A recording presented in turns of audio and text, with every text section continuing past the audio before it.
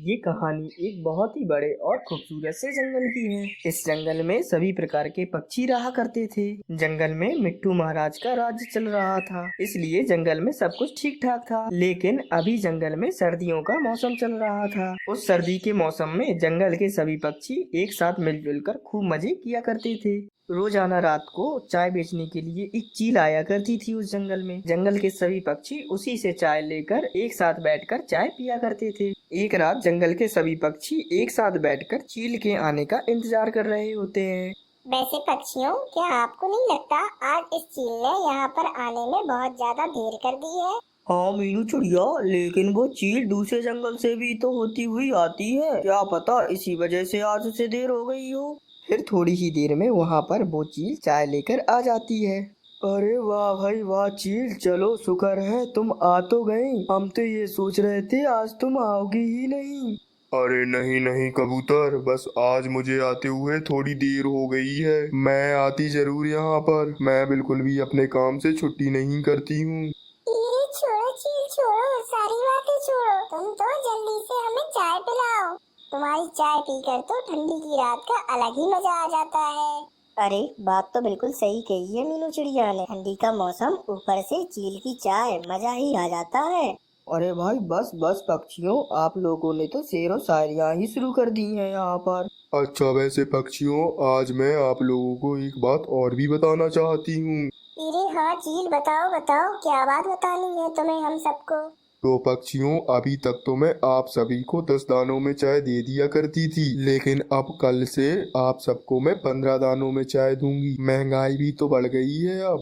अरे लो भाई चील, अब तुम भी हमें 15 दानों में चाय दोगी? इससे अच्छा हम किसी अच्छी सी जगह पर जाकर चाय ना पी लें। अरे ठीक है पक्षियों, वो सब अब आप लोगों की मर्जी है। आप मुझसे चाय पियो या किसी और के पास जाओ, लेकिन चाय तो आपको अब 15 दानों में ही मिलेगी, क्योंकि अब बहुत ज्यादा महंगाई हो गई है। अरे चील, अचानक से इतनी ज्यादा महंगाई कैसे हो गई है जो तुम 10 दानों से 15 दाने कर रही हो? देखो पक्षियों, दूसरे जंगलों के पक्षी भी मुझे 15 दाने देते हैं चाय के बदले में, लेकिन अगर मैं यहाँ तुमसे सिर्फ 10 दाने ही लूंगी तो उनके साथ नाइंसाफी होगी। इसीलिए अब तुम लोग भी मुझे 15 दाने ही दो। अरे चील, 15 दाने तो बहुत ज्यादा है, कुछ कम नहीं हो सकते हैं क्या? अरे देखो भाई चील, अगर तुम्हें दूसरे जंगलों में 15 दाने मिल रहे हैं तो अब से तुम वहीं पर ही चली जाना। यहाँ पर अब बिल्कुल भी मत आना अपनी चाय बेचने के लिए। अच्छा ठीक है, जैसा तुम लोग बोलो मैं वैसा ही करूंगी। अब मैं कभी तुम लोगों के जंगल में नहीं आऊंगी चाय बेचने के लिए। अरे अरे चील, क्या हो गया? तुम कहाँ जा रही हो? सुनो तो जरा। फिर वो चील सभी पक्षियों से नाराज होकर वहाँ से चली जाती है। अरे ये क्या किया तुमने कालू कौवे? तुम्हें उस चील को यहाँ से जाने के लिए ऐसा नहीं बोलना चाहिए था। अब जब वो रोजाना यहाँ पर चाय बेचने आएगी ही नहीं तो हम सब पक्षी कैसे पियेंगे चाय अब? अरे पक्षियों, आप सभी परेशान मत हो, मैं कुछ ना कुछ बंदोबस्त जरूर कर लूंगा इस चाय का। अरे हाँ कालू कौवे, अब हम सब पक्षी देखेंगे कि तुम क्या करते हो, क्योंकि तुम्हारी तो सिर्फ बातें ही होती हैं, करने के कुछ नहीं हो तुम। फिर अब सभी पक्षी वहाँ से अपने अपने घर चले जाते हैं। दूसरी तरफ कालू कौवा अपने घर में बैठा सोच रहा होता है, अब तो मुझे ही रात को कुछ बंदोबस्त करना होगा चाय का। मैं एक काम करूंगा, जंगल के सभी पक्षियों के पास जाकर कहूंगा कि हम सब लोग मिलकर जंगल से लकड़ियां जमा करते हैं और उनमें आग लगाकर खुद ही से चाय बनाते हैं। इससे तो और भी ज्यादा मजा आ जाएगा हम सब पक्षियों को। बस फिर अब अगला दिन गुजरने के बाद जब सभी पक्षी एक साथ बैठे होते हैं आकर, तब मीनू चिड़िया कहने लगती है, अरे हाँ भाई कालू कौवे, कल तो तुम बहुत बोल रहे थे कि अब मैं ही बंदोबस्त करूँगा चाय का। तो अब बताओ, कुछ सोचा है तुमने चाय के बारे में? अरे हाँ बताओ भाई बताओ, कोई ना कोई तो बंदोबस्त कर ही लिया होगा तुमने शायद। अरे हाँ हाँ पक्षियों, मैंने सोचा है, लेकिन आप सब लोग बोल रहे हैं कि किसी चाय वाले को बुलाएं हम अपने जंगल में, पर मुझे नहीं लगता कि अब किसी भी चाय वाले को हमें अपने जंगल में बुलाना चाहिए। अरे तो तुम क्या कहना चाह रहे हो कालू कौवे? क्या अब हम सर्दियों की रातों में चाय भी नहीं पी सकते हैं? अरे नहीं नहीं पक्षियों, मैंने तो ये सोचा है क्यों ना हम सभी पक्षी मिलकर ही चाय बनाए जंगल में। अरे भाई कालू कौवे, ये सब कैसे होगा? ये सब इतना आसान नहीं है। देखो पक्षियों, अभी हम सभी पक्षी मिलकर जंगल से कुछ लकड़ियां जमा करके लाते हैं और उस पर आग लगा देते हैं। फिर उस आग पर हम चाय बनाएंगे और इससे तो हमें और भी ज्यादा मजा आएगा। अरे वैसे पक्षियों, ये कालू कौवा कह तो बिल्कुल सही रहा है। ये सब करके हमें आग के आगे बैठकर कितनी ज्यादा गर्माइश मिलेगी, ठंड का तो मजा ही आ जाएगा।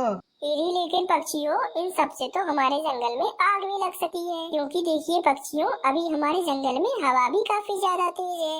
हाँ पक्षियों, मीनू चिड़िया सही कह रही है, इन सब से हमारे जंगल में आग भी लग सकती है। अरे भाई ठीक है, इससे तो बहुत ज्यादा मसला हो जाएगा, हम ये काम नहीं करेंगे। अरे पर पक्षियों, आप सभी लोग उल्टा ही क्यों सोच रहे हैं? जरूरी थोड़ी ही है कि हमारे जंगल में इन सब से आग लग जाए। मैं तो भाई अभी ऐसे ही चाय बनाऊंगा इस जंगल में, आप सबको पीनी है तो पिए, वरना यहाँ से चले जाएं। फिर वो कालू कौवा किसी भी पक्षी की बात नहीं सुनता और अपनी मनमानी करने लगता है। कालू कौवा अब जंगल में कुछ लकड़ियों पर आग लगाकर अपनी चाय बना रहा होता है। फिर अब तेज हवा के चलने के कारण वो चाय और लकड़ी एक जगह पर जाकर गिरती है, जिसके कारण पूरे ही जंगल में आग लग जाती है। पक्षियों, हमारा जंगल तो सूखा हुआ है, इस आग को रोकना तो बहुत ज्यादा मुश्किल है। ये आग अब नहीं रुकेगी, ये और तेजी से बढ़ती जाएगी। इससे पहले कि ये और बढ़े, हम सब गुफा में चलते हैं अपनी जान बचाने के लिए। फिर अब वो सभी पक्षी अपनी जान बचाने के लिए वहाँ से चले जाते हैं। अब सभी पक्षी काफी मुश्किल से अपनी जान बचाकर उस गुफा में आ ही जाते हैं। देखा कालू कौवे, मैंने तुम्हें कितना समझाया था कि ये काम मत करो, इससे हमारे जंगल में आग लग जाएगी, पर तुमने मेरी एक भी नहीं सुनी। अब देखो हमारा पूरा जंगल बर्बाद हो गया होगा उस आग में जलकर। अरे हाँ भाई, जंगल के साथ साथ जंगल में जो भी दाने होंगे वो भी जल गए होंगे और हमारे घर भी जल गए होंगे। अब तो हमें ये जंगल छोड़कर जाना पड़ेगा। अरे पक्षियों, आप सभी लोग मुझे माफ कर दो, मुझे आप सभी लोगों की बात मान लेनी चाहिए थी, मैंने बहुत गलत किया है ये सब। कालू कौवे, तुम तो रहने ही दो, तुम्हारी ही जिद की वजह से हमारा पूरा जंगल बर्बाद हो गया है।